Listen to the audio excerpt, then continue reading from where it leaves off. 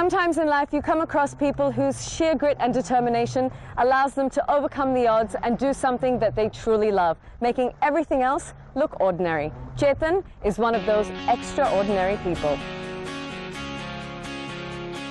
10 years ago, 15-year-old Chetan was an aspiring DJ. And for most teen boys, an interest in music goes hand in hand with cars, bikes and racing. But Chetan wasn't like most teenage boys. The Chennai native was born without legs. Hard to imagine now as he blazes down the track for Team Mecco Racing. I chose racing because I felt I can do it, I'm capable of it, and they say it's a dangerous sport. I said, let me do it then. Basically, what I always believed in is if someone is not able to do something, they're physically handicapped. But if they're able to do something, they're not.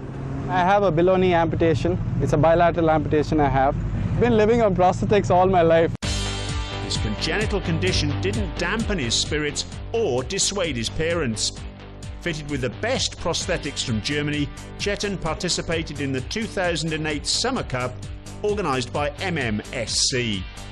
The following year he was crowned champion and went on to compete in the JK Tyre Junior Cup, and thus a hero was born. Last year I drove the Junior Cup and I thought, okay, this was it, I don't think I can reach the nationals for a while. But my sponsors stood by and took me ahead. They said, no matter what, you're proving yourself into the racing scene. We are there to back you up no matter what. So all the credit goes to Questnet India.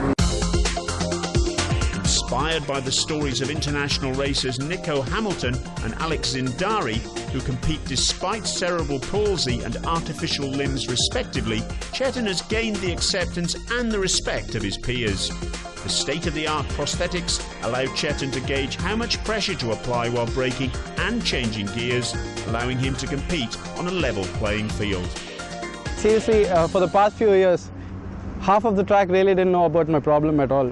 I drive like the other drivers too. I brake where they brake, I accelerate where they accelerate. Yeah, one thing I'm glad about all my other fellow racers, it's been like a brotherhood. They just love giving me a hard time. And I just love them for that. So I think these guys deserve a big applause because they've been with me all the time. And they never felt that, what, this fellow is way different, we got to leave him aside. No, they want to catch me somewhere. Avid sportsman since school, the 25-year-old is determined to conquer the national circuit despite his condition. In fact, if he had it his way, he'd make you forget it. Chetan doesn't want special treatment or sympathy, he just wants to win. Well, he's definitely won us over with his engaging attitude. Challenge the challenges. Simple and straight. Challenge the challenges, because if you're able to challenge yourself, I think you can go to great heights. That's it.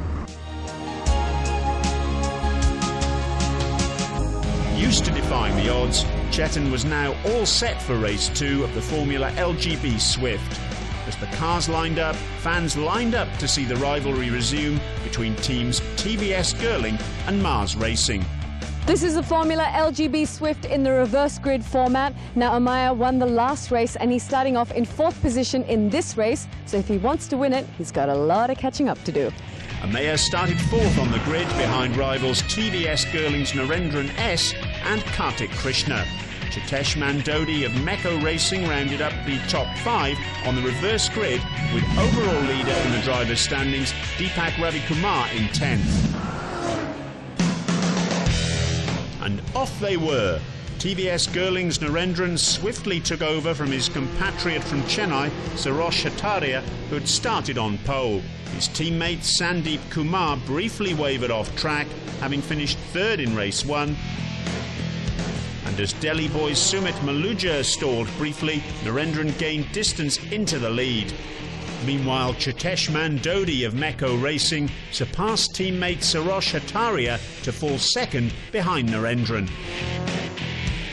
The blazing yellow car number 77 was well ahead, with driver Narendran perhaps inspired by his performance in race 1, where he'd battled back from difficulty to finish 2nd on the podium.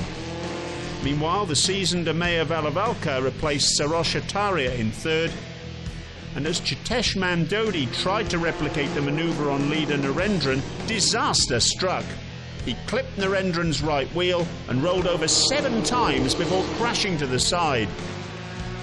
With Chetan effectively out of the way and Narendran sidelined, Ameya Velavarka assumed the lead in his lean, mean black machine. Deepak R followed closely behind, hoping to garner enough points to keep him afloat in the drivers' standings, especially after a disappointing 17th in the previous race. Meanwhile, our featured driver from Chennai, Chetan, looked to capitalise on the sudden change of leadership. He was closely pursued though by Sandeep Kumar in number 80. It was the perfect opportunity for Deepak Ravikumar to close in behind Ameya, hoping to overcome what had been so far a miserable weekend for the Chennai racer. And talk about misery, it had been an inconsistent season for 31-year-old Ameya Velavarka so far, with 2 previous disqualifications.